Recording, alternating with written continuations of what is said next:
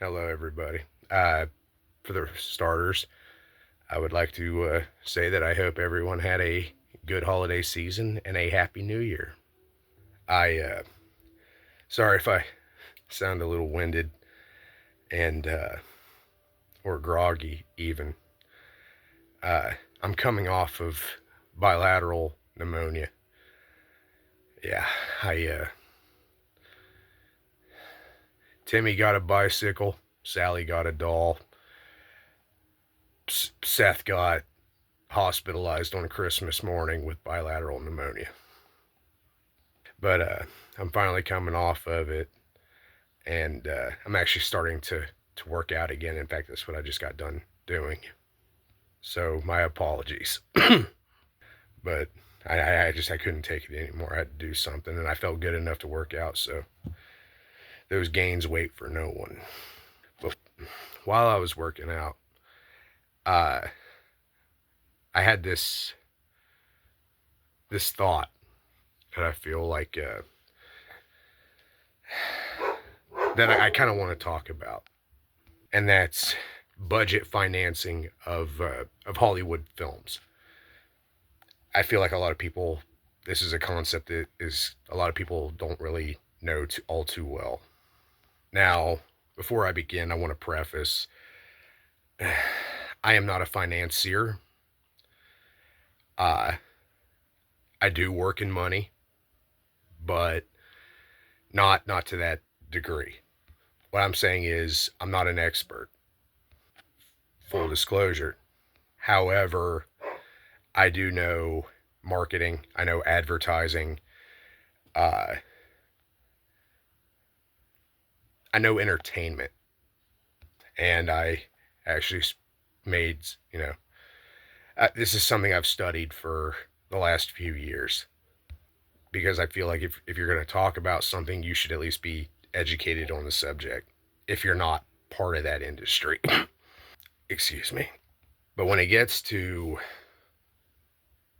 cinematic, like like movie budgeting and box office and stuff like that, I feel like there's a lot of people who don't, they miss the, because I did this too. And like to give you guys an understanding of what I'm talking about, I'm talking about um, the general like understanding that if you spend, going by modern Hollywood logic, if you spend like $300 million on a film and that movie makes $300 million in the box office, then it's not a flop because it made its money back. This is not true. And so this is kind of the chain of things that I want to explain to you while using some films as an example. Now, this might be an outdated example because of given how old it is. Uh, by the way, when it gets to guesstimating at, when it gets to price tag on like inflation, when you adjust for inflation, like these are rough estimates. But the example I would like to use is Raiders of the Lost Ark, the first Indiana Jones movie. A movie that I hold very near and dear to my heart, but it also serves as a really, really good example.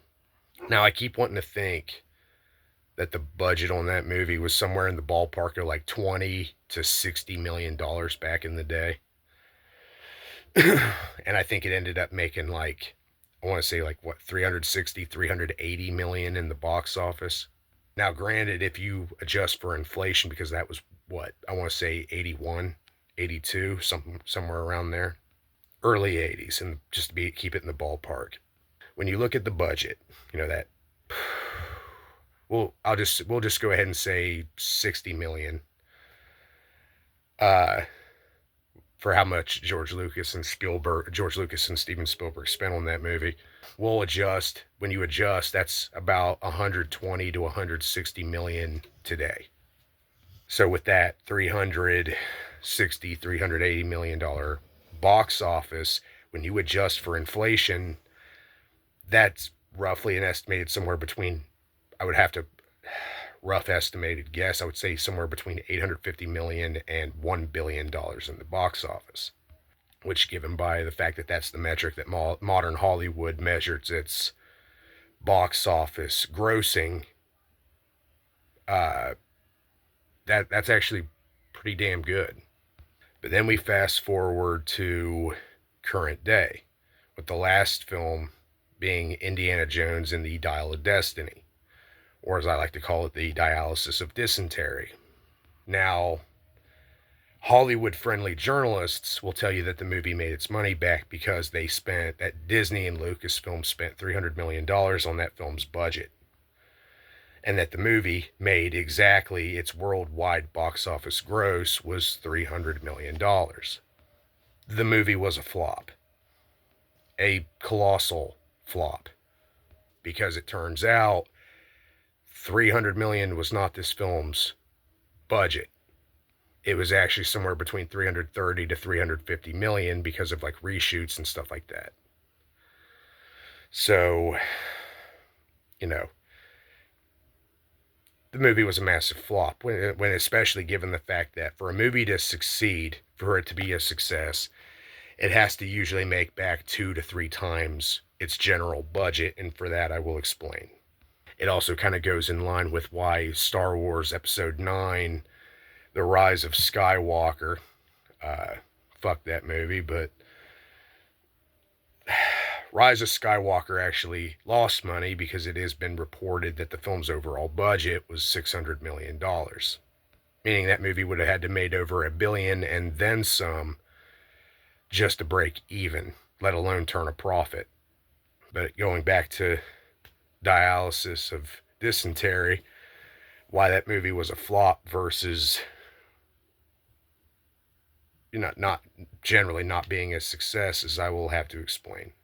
For that movie to make its money back in terms of like expenses spent on the movie itself, that movie would have had to have made somewhere estimated about probably anywhere from,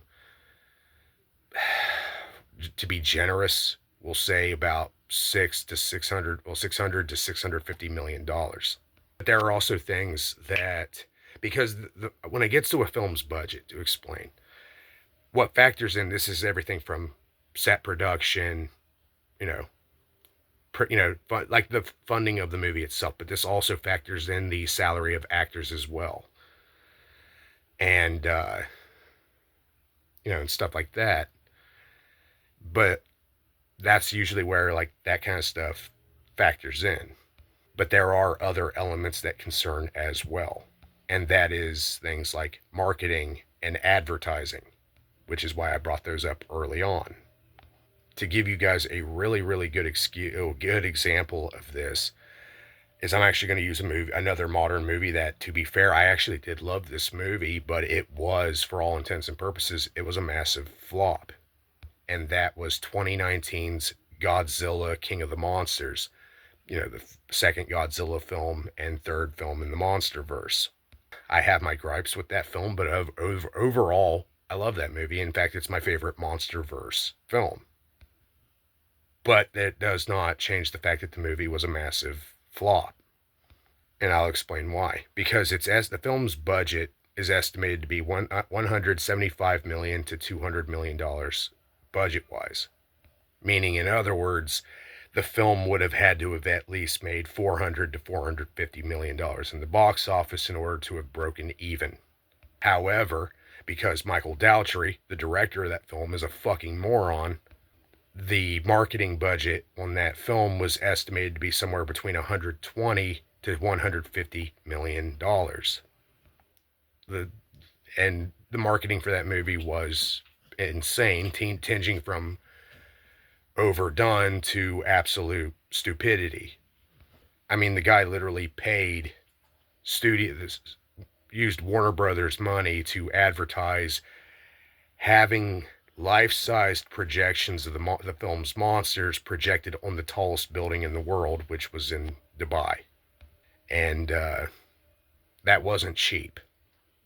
So in other words, by the time you adjust and everything like that, by the time you factor in everything, because you also have to factor in you know, marketing, advertisement, but you also have to factor in distribution costs.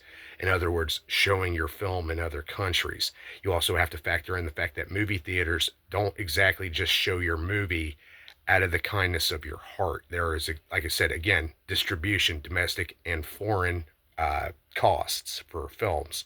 So again, marketing, advertisement, distribution, merchandising, because believe it or not, marketing and merchandising are actually separate expenses, believe it or not. Because marketing can just be showing a trailer on a commercial on TV or putting up a billboard.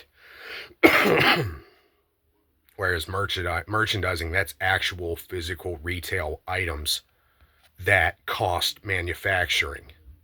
So, long story short, for Godzilla King of the Monsters to have been a box office success, that movie would have had to have made somewhere in the ballpark of probably 750 to probably, being generous, I want to say maybe 800 to 850 million dollars in the box office. The film only made 364 million. So, when going back to the last Indiana Jones movie, the fact that it only ended up making like barely over $300 million worldwide, given how much, I mean, that movie had all kinds of marketing going for it as well.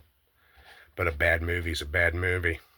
And Phoebe Waller-Bridge's box office cancer probably also didn't help that they turned Indy into a sad, broken old man who doesn't give a fuck. It's like that's the third of Harrison Ford's classic characters they've done that to.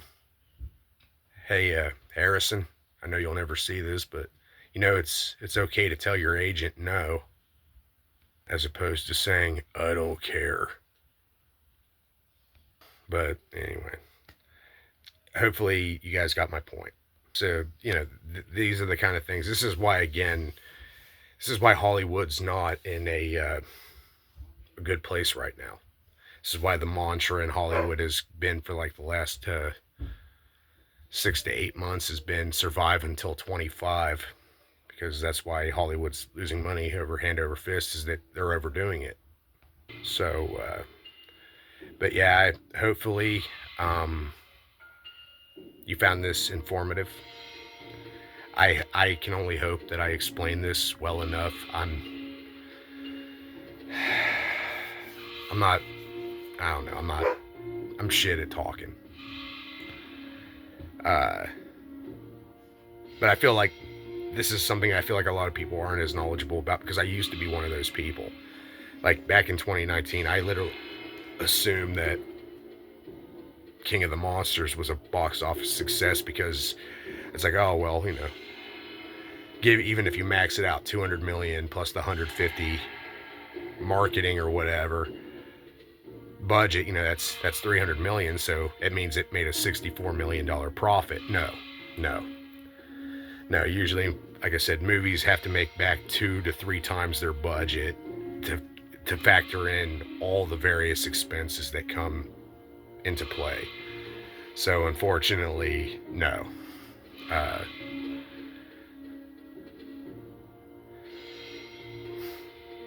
Yeah. So yeah. But anyway, before I start rambling, go ahead and thank you for go ahead and just wrap this up, I guess. But anyway, thank you all for watching. 2025, man. New possibilities, new opportunities. If anyone's got New Year's resolutions, just know that I'm rooting for you. Stick to them. Don't give up. You can do it, whatever that is, as long as it's nothing like heinous or weird or messed up or whatever. But you can do it. Yeah. Believe in yourself. I believe in you. Believe in yourself, all right? But anyway, thank you all. That's all I got for today. Thank you for watching. And Let's make this year a banger, y'all.